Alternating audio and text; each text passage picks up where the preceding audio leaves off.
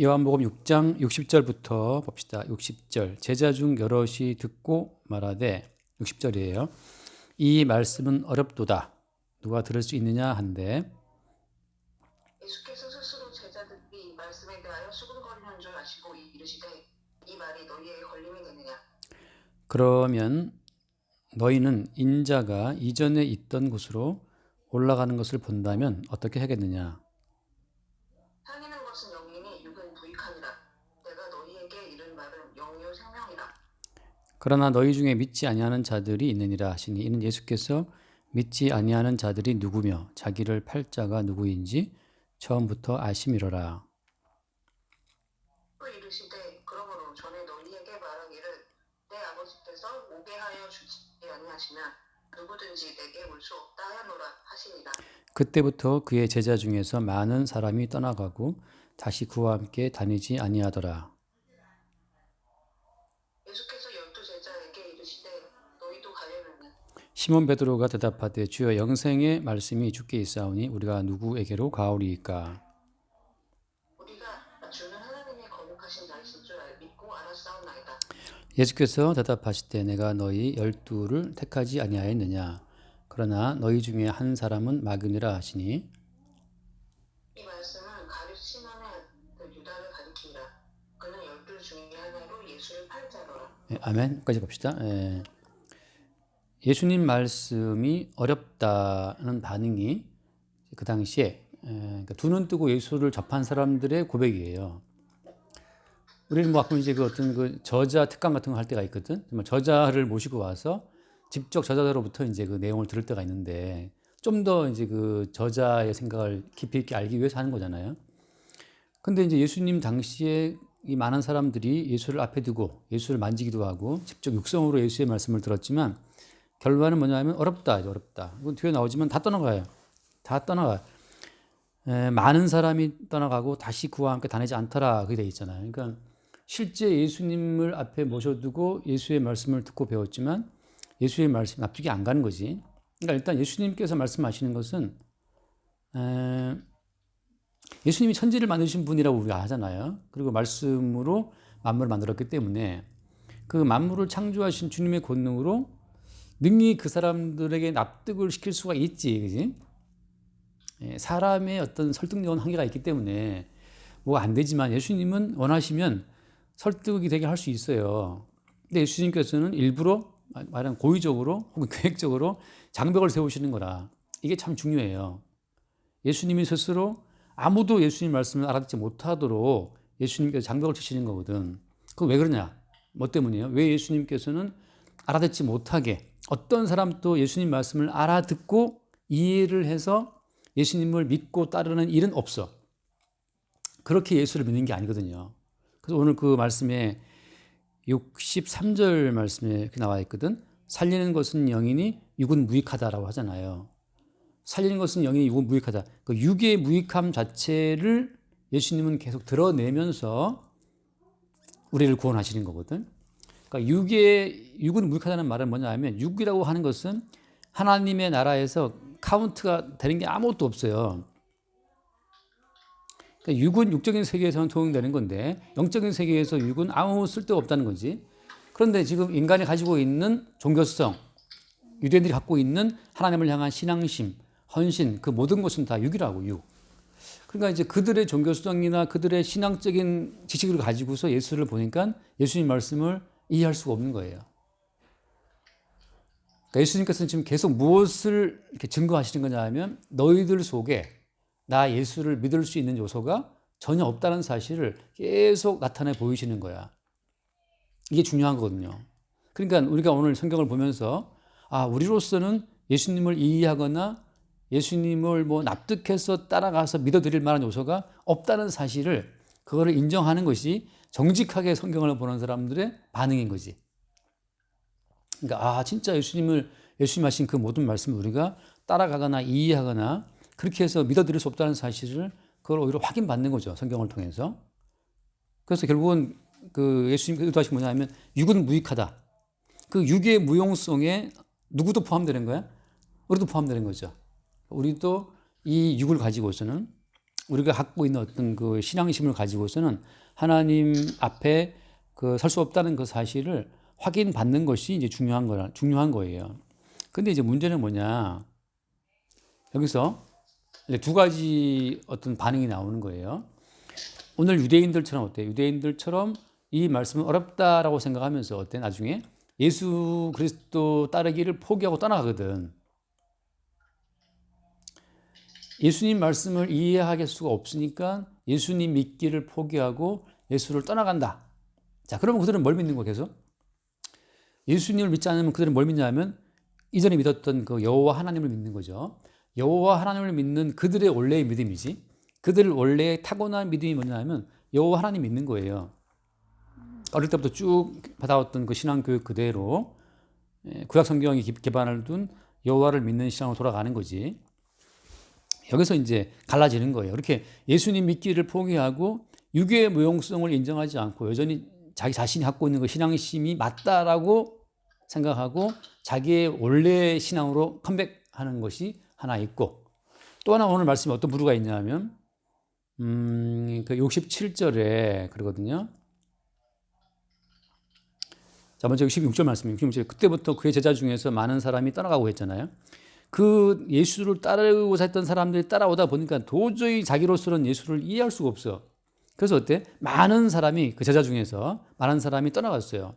다시 그와 함께 다니지 아니하더라.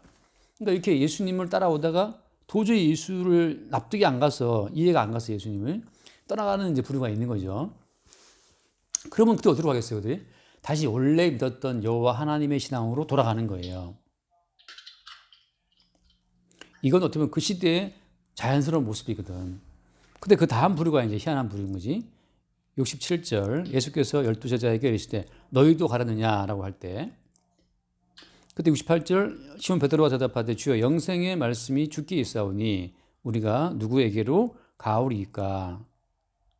우리가 주는 하나님의 거룩하신 자이신 줄 믿고 알았습니다 라고 하거든.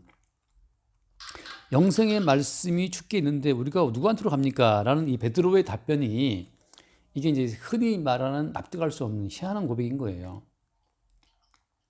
베드로도 예수님 모든 말씀을 다 이해한 건 아니거든.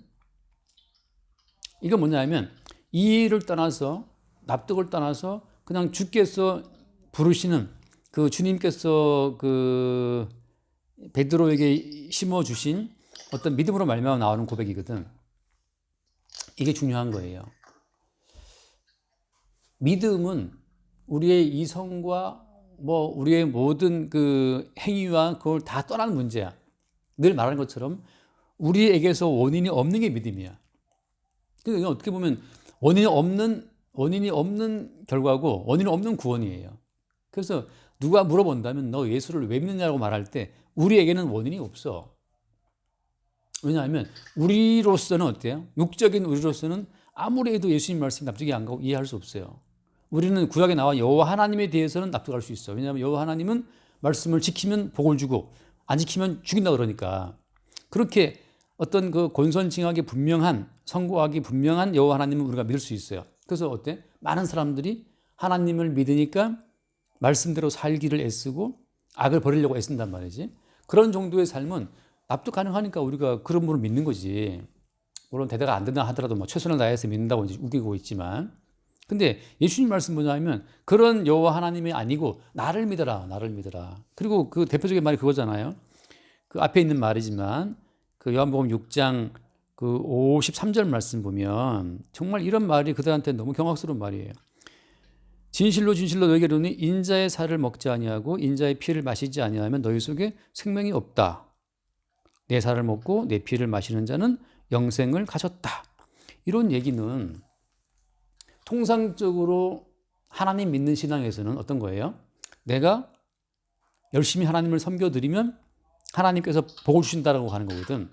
그러니까 나의 행위와 나의 성품이 원인이 되어서 반응하는 여호와 하나님이 보통 육적인 세계에서 통용되는 신의 이미지예요. 그게 신앙이거든.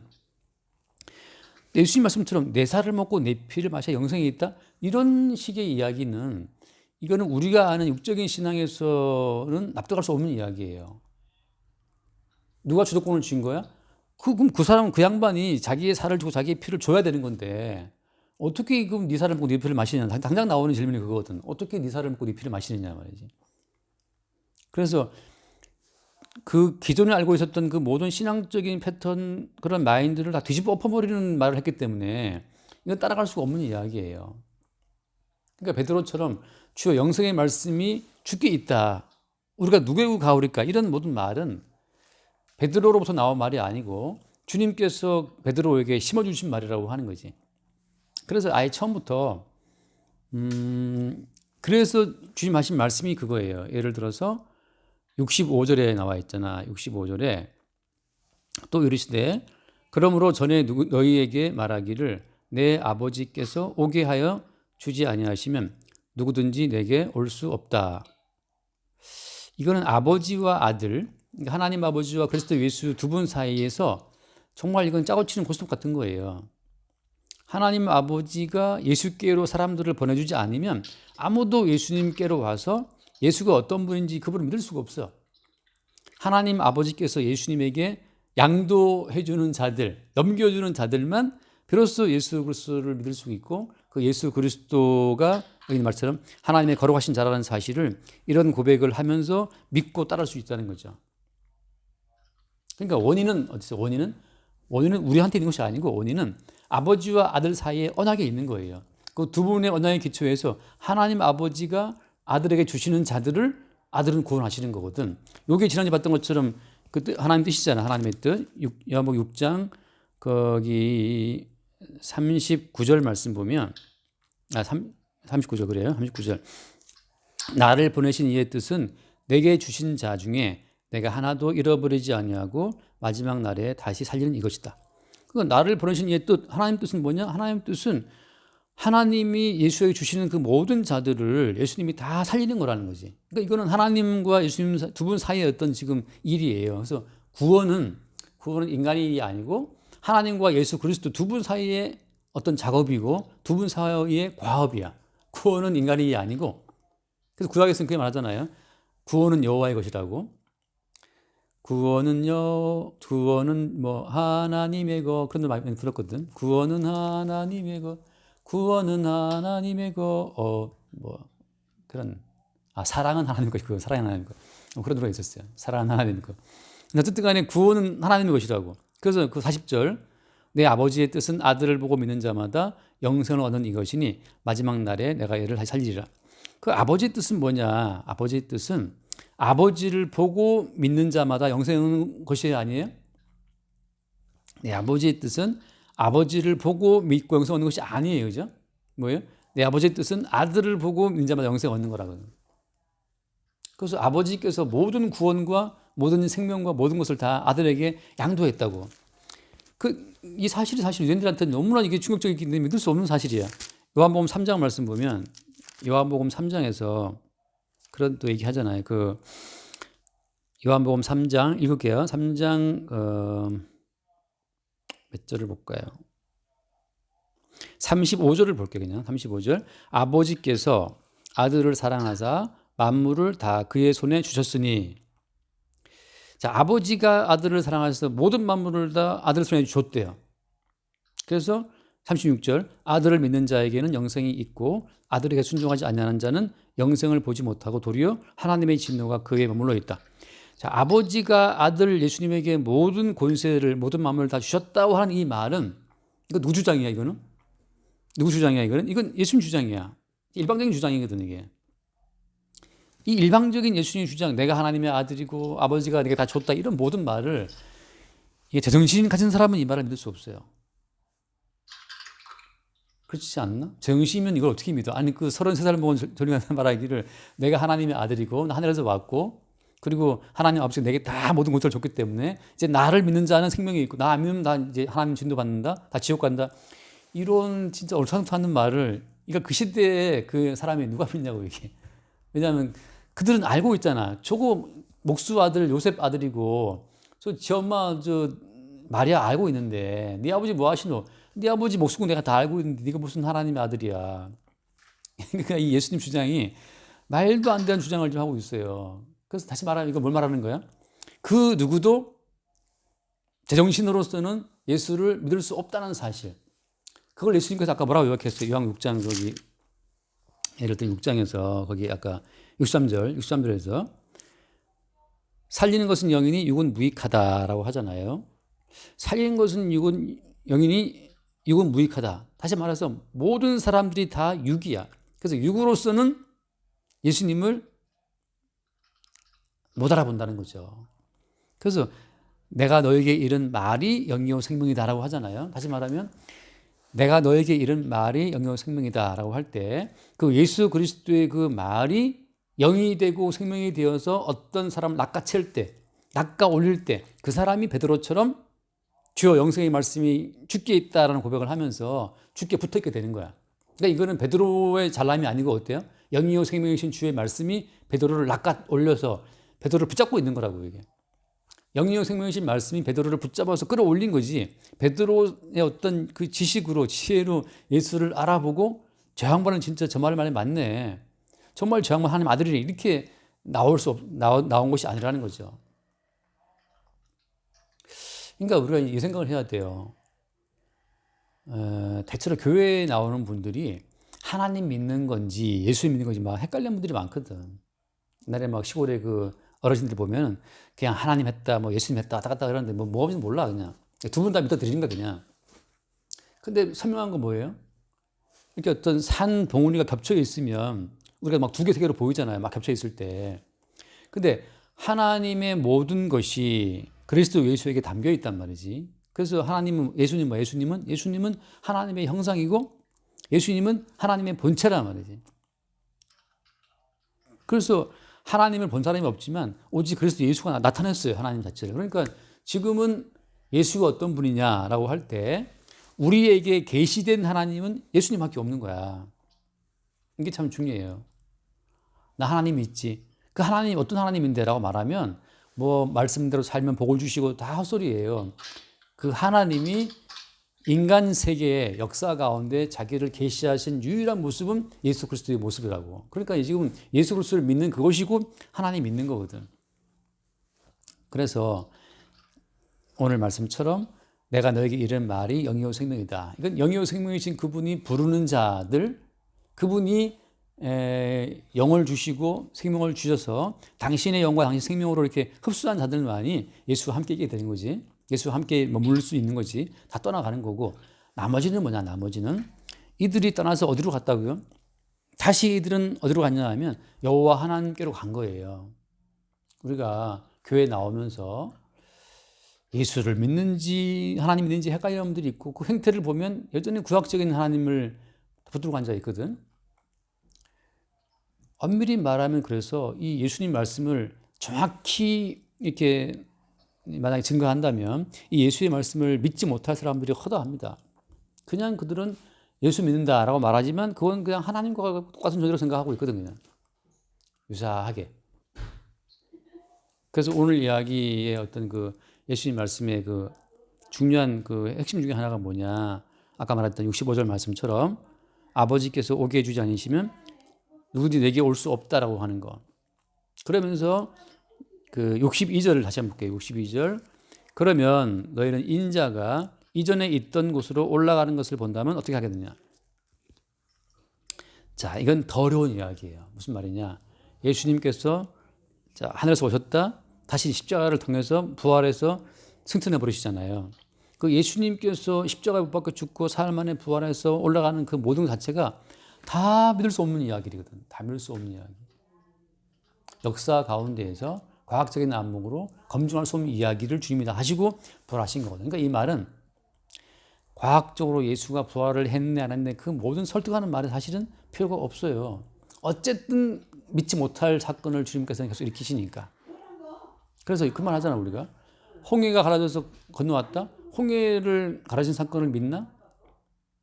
반성을 쳤더니 생수가 나왔다. 그걸 믿나? 애굽 병사들을 홍해에다 빠뜨려 죽였다. 뭐 노아의 홍수가 있었다.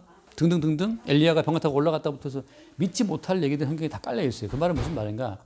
육으로서는 살려진 것은 여기 육은 무익하다. 육의 무익성을 계속 우리 가운데 나타내는 말이거든. 예수님이 나사로를 뭐 나흘째 다 썩어 문드러진 시체를 주님께서 나오겠다. 누가 믿냐고 이 모든 말을. 마지막 결정타는 뭐예요? 인자가 있던 곳으로 올라간다는 말, 십자가에 죽으시고 못 박혀 죽으시고 삶을 살아나는 그 모든 사건 속 십자가의 복음을 너희들이 믿겠냐 말이죠. 다시 말해서 한 번 더 말씀하시는 것은 너희들이 결단코 나를 믿을 수 없다는 사실을 말씀하고 있는 거예요. 좀 앞으로 한번 넘겨서 읽고 마무리할게요. 8장에 보면 그런 말을 하시거든요. 8장 31절에 그러므로 예수께서 자기를 믿은 유대인들에게 이르시되 너희가 내 말에 거하면 참으로 내 제자가 되고 진리를 알지니 진리가 너를 자유케 하리라 이렇게 말씀하셨거든. 이 누구한테 하신 말씀이냐면 예수께서 자기를 믿은 유대인들에게 하신 말씀이에요. 근데 이들한테 곧 이어서 무슨 말씀하시냐면 8장 44절 너희는 너희 아비 마귀에게서 났으니 너희 아비 욕심대로 너희도 행하고자 하느니라. 그는 처음부터 살인한 자여 진리가 그 속에 없으므로 진리에 서지 못하고 거짓을 말할 때마다 제 것으로 말하나니 이는 그가 거짓말쟁이요 거짓의 아비가 되었습니다. 이게 기껏 자기를 믿은 유대인들이 할 수 있는 말이냐고. 자기를 믿은 그들한테 예수님 하신 말씀이 야, 네 아버지는 마귀다. 그렇게 말씀하시는 거거든. 네 아버지 뭐 하시노? 거짓말쟁이 거짓말 하겠지. 이게 무슨 말이냐. 항상 예수께 나올 때마다 우리는 우리의 믿음이 가짜라는 사실을 이걸 책망 듣는 과정으로 예수를 따라간다는 것을 우리가 볼 수 있어요. 베드로의 믿음, 예수께서 아까 말했죠. 내가 너희 이른 말이 영이요 생명이다. 영이요 생명이신 말씀으로 베드로에게 넣어줄 때만 그들이 믿음의 고백을 할 수 있는 거지. 그 나머지는 다 거짓말을 해요. 사람들이. 그리스도 예수의 말씀이 왜 다 거짓말이거든. 거짓말이라고 하는 그 이유는 왜 거짓말이냐 하면 우리가 말하는 그 모든 말의 배경에 사상이 있는데 어떤 가치가 깔려 있고 우리가 무슨 말을 할 때는 이미 마귀의 사상에 푹 젖어 있는 사상 속에서 우리가 말을 하거든. 그게 다 뭐냐 하면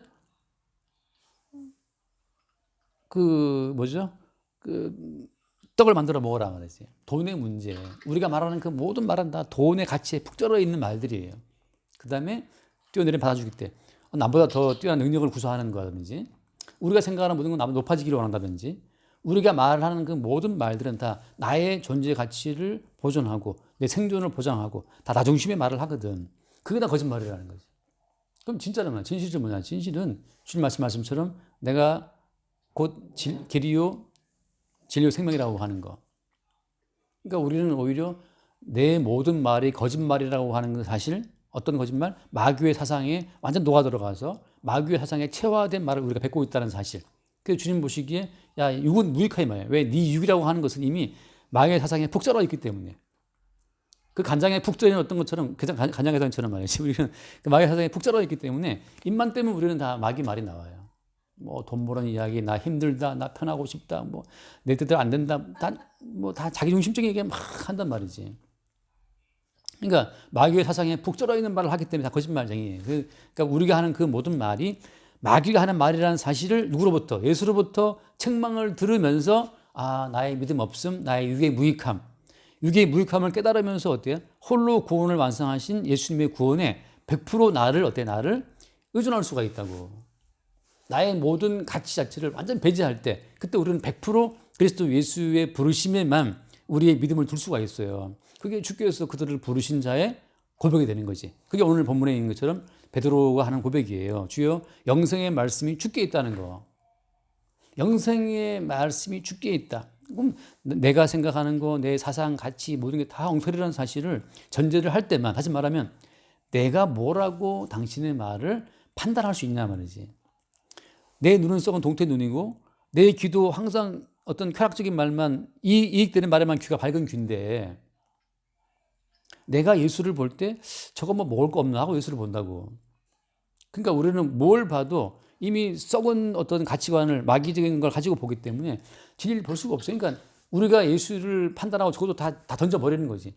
단지 주의 말씀이 나를 붙잡고 있다고 하는 거. 주님의 인도하심 속에 있다는 것을 자체를 내가 고백하는 것밖에 답이 없어요.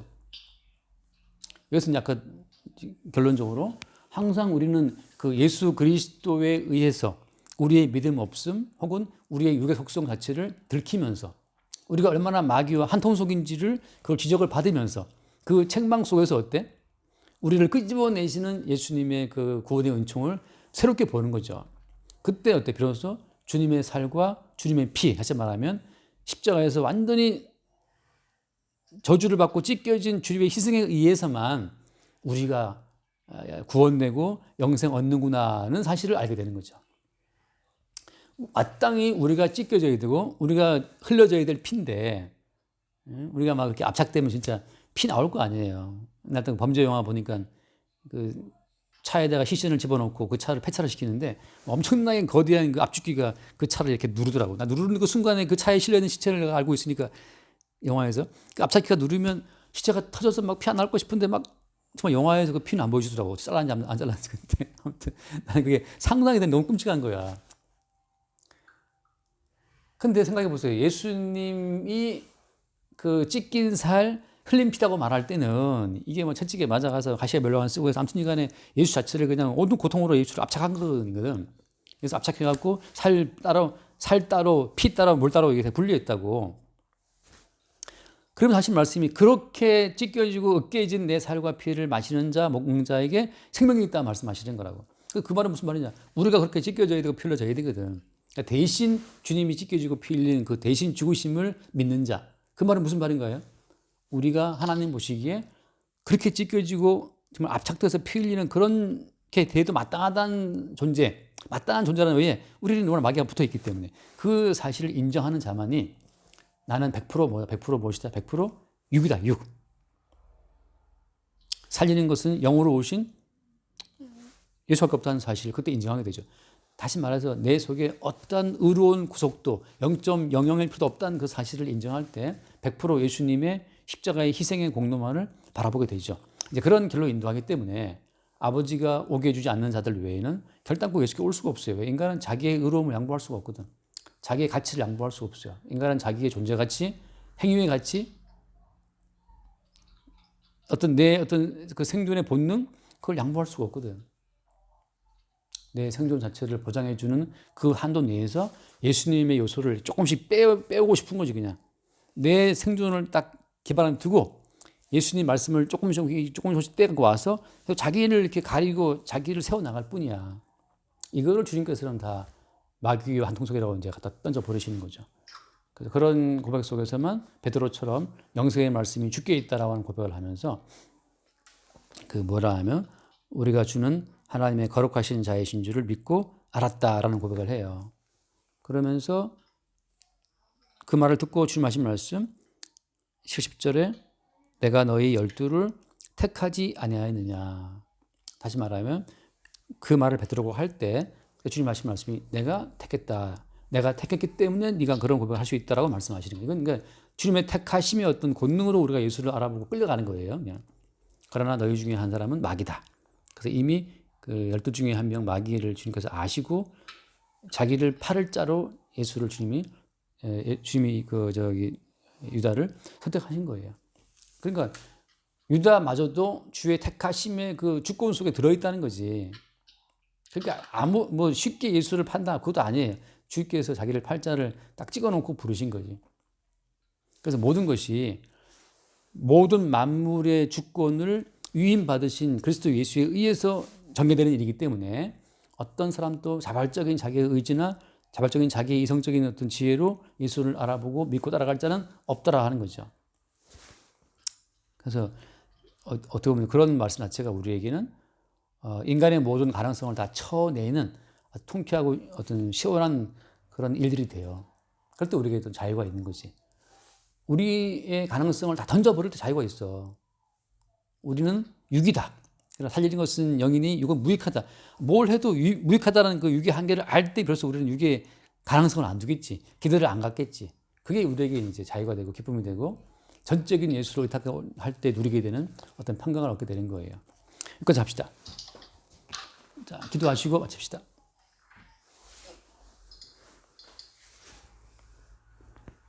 감사합니다. 오늘도 저희의 무익함 나게 하시고 또 주께서 무익한 저희 대신에 저희가 힘든 길을 대신 이어주신 네, 감사드립니다. 주 예수 그리스도님으로 기도했습니다. 아멘. 주님 감사합니다. 그 아무도 예수님을 알아보고 따라갈 자가 없고 주께서 택하심의 능력에 의해서만 우리가 점차적으로 예수님의 구원의 그 모든 절차, 구원의 그 모든 비밀을 하나씩 알아가게 됨을 감사합니다. 우리 안에 예수를 알아볼 수 있는 어떠한 근거도 없다는 그 사실을 우리는 오직 버림받은 육일 뿐임을 늘 새롭게 알게 하여 주옵시고 우리의 육적인 본성으로 말미암아 예수를 못 박아 죽이는 자들임을 또한 알게 하시고 우리에 의해서 찢김 받으신 주의 살과 흘리신 피가 우리를 구원하는 참된 생명의 원천이 됨을 늘 새롭게 발견하고 깨닫고 또 찬송하게 하여 주옵소서. 우리 주 예수 이름을 기도드립니다. 아멘. 끝까지 합시다.